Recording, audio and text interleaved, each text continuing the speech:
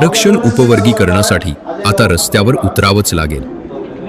या ठिकाणी जिल्ह्याच्या विविध भागातून विविध गावातून आलेल्या सर्व मातंग समाजाच्या समाज बांधवांना माझी अत्यंत तळमळीची नम्रतेची विनंती आहे की आपल्या सर्वांमध्ये लहान सहान गोष्टीवरून खूप सारे मतभेद आहेत। तुम्ही सर्वजण सुद्धा त्याला ऍक्सेप्ट करताल। आम्ही पण संघटनेमध्ये राज्यावर काम करतोय, एका गावाचं करत नाही अख्ख्या राज्याचं काम करतोय।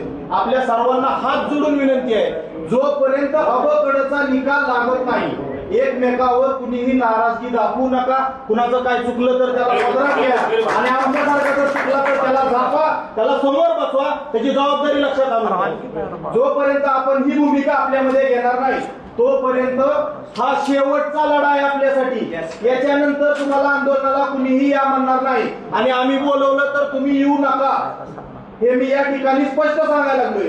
हा शेवटचा लढा निकरानं लढायचा आहे। त्यामुळं आपल्या सर्वांना हात जोडून नम्रतेनं विनंती करतोय की आता ही लोक हे आपल्या जिल्ह्याचे यांना नेते मानून हे सर्वजण जो निर्णय घेतील, जी तारीख देतील त्या दिवशी आपण सर्वांनी मिळेल ती जबाबदारी मी तुम्हाला या ठिकाणी आश्वस्त करतो सगळ्याच्या समोर।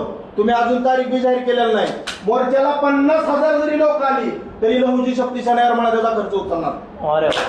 मोर्चाला 1,00,000 समाज जरी आला तरी लहुजी शक्ती सेना येरमाळा आणि तिथला मातंग समाज म्हणून आम्ही संपूर्ण खर्च उचलायला तयार आहोत। हे तारीख व्हायच्या आधी तुमचं सगळं करायच्या आधी का सांगायलोय तर आपण सर्वांनी असा कुठला तरी एक छोटासा गुण अंगीकारा आणि आपल्यामध्ये याची छोट्या छोट्या गोष्टीहून रॉबिन भाऊ लय किरकोळ गोष्टीचे वाद असतात, हे सर्व वाद सोडून द्या। आणि मी आपल्याला एक विनंती करणार आहे की बालाजी विष्णू वाघमारे नावाचा एक मातंग समाजाचा विद्यार्थी विद्यावर्धिनी हायस्कूल उदगीर या ठिकाणी 100% मार्क पडले त्याला। किती? जी लोक म्हणतात ना माग शिकत नाही तर इथल्या मोर्चाला निवेदन देताना त्या पोराच्या हातून जर देत असलं तर आपल्या सर्वांनी या गोष्टीवर थोडं लक्ष द्या। आणि इथं बसलेल्या सर्वांचं 2 मिनिटात ताई फक्त आभार मानणार आहे आणि तुमच्या सगळ्याचं अभिनंदन करणार आहे। लय भारी वाटतं सोशल मीडिया भेटल्यावर सगळेजण टेन्शन मध्ये आमका शिवाय देतोय तमका शिवाय देतोय पण नाना लय भारी काय वाटतं माहिती का? अहो ती शिकलोय म्हणून PhD, ती झालंय म्हणून डॉक्टर, ती हाय म्हणून इंजिनियर आणि हे मागाच्या रिक्षावाल्याने त्याला कामाला लावलंय। ती सकाळी उठलं की फेसबुक काढून बसतंय, ती सकाळी उठलं की लाईव्ह घ्यायला लागले। ही कुणाची किमया आहे? ज्या मागाला तुम्ही अडमुठं म्हणायला लागला, जी माग दोन्ही कामाला जाते पत्राच आहे त्याला ज्याला हिरवा लागला त्याला तुला धन्यवाद लावले। ही आमच्या चळवळीचं कमी वेळाचं यश आहे, त्याच्याबद्दल आपल्या सर्वांचं अभिनंदन करतो। आणि एक गोष्ट कायम लक्षात ठेवा, डॉक्टर बाबासाहेब आंबेडकर हे सूर्य आहेत। बाबासाहेब आंबेडकरांचं या लोकांना समर्थन ते जर हयात असते तर आज त्यांनी दिलं नसतं।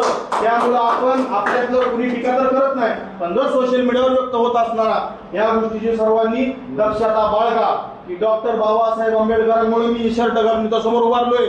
आपल्या सर्वांनी सुद्धा हे जबाबदारीने समजून घ्या।